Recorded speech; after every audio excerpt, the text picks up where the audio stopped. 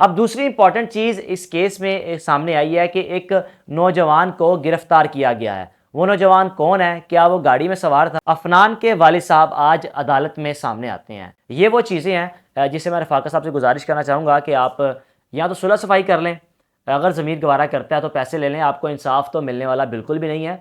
बेशक वज़ीर-ए-आला पंजाब साहब गए हैं, उन्होंने एक टीम बनाई है तफ्तीश। बिस्मिल्लाहिर्रहमानिर्रहीम, मैं हूँ हारिस भट्टी। अफनान बच्चे ने एक ही वक्त में 6 लोगों की जान ली, लेकिन उसके बाद इस फैमिली को जिस कदर रिलीफ मिल रहा है, मैं समझता हूँ कि शायद पाकिस्तान की एक तारीख है कि आप 6 लोग मारें, 10 लोग मारें, 15 लोग मारें, अदालतों में जाएँ, मुचलके जमा करवाएँ और ज़मानत हासिल करें। ये पाकिस्तान का कानून है, पाकिस्तान के इदारे हैं। पाकिस्तान में ये वो ख़ास तबका है जो ताकतवर तो है ही है, लेकिन ताकतवर के साथ साथ वो हम जैसे लोगों के, मिडिल क्लास लोगों के ऊपर तमाचा है कि भाई हम जाएंगे, अदालत जाएंगे, हम 6 लोग मारें, 8 लोग मारें, हम पैसे जमा करवाएंगे, हमें ज़मानत मिल जाएगी। अब ज़मानत किसको मिली, आपको इस वीडियो में बताऊंगा। अब दूसरी इंपॉर्टेंट चीज़ इस केस में सामने आई है कि एक नौजवान को गिरफ्तार किया गया है। वो नौजवान कौन है? क्या वो गाड़ी में सवार था? ये भी आपको मैं इस वीडियो में बताऊंगा।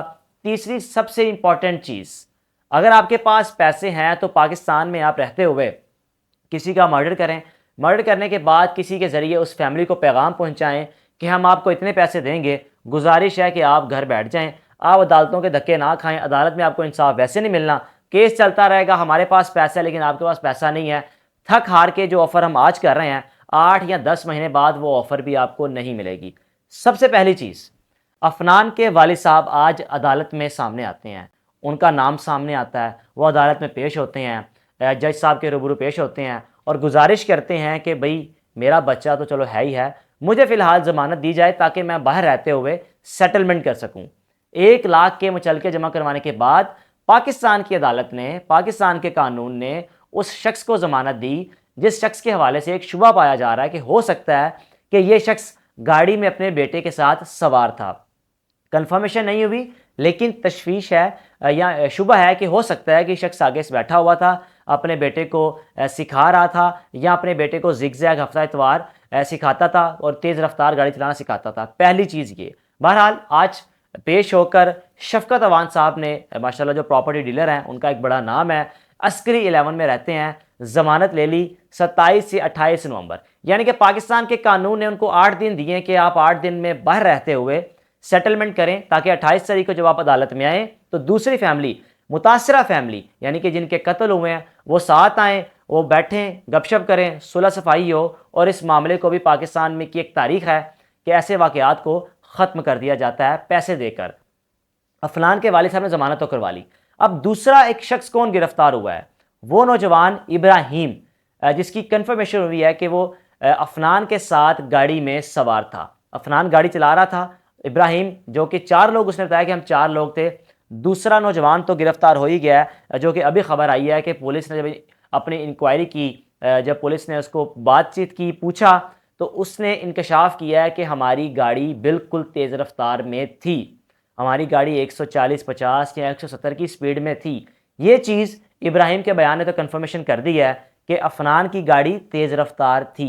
ऐसा बिल्कुल भी नहीं है कि दूसरी गाड़ी जिसमें 6 लोग जिनकी जान गई है वो भी तेज़ थे और इत्तफाकन इनकी स्पीड भी तेज़ थी। इस चीज़ का इब्राहिम ने कन्फर्मेशन कर दी है, अपनी पुलिस की इंक्वायरी करते हुए, तफ्तीश करते हुए पुलिस को बताया कि हमारी गाड़ी तेज़ रफ्तार सवार थी, हमारी गाड़ी तेज़ थी, अफनान तेज़ चला रहा था, जो कि इस चीज़ की बात की गवाही है, शहादत है कि अफनान इसमें मुलविस है और अफनान का इसमें कसूरवार है, वो बच्चा नहीं है बल्कि वो एक शातिर मुलजिम है।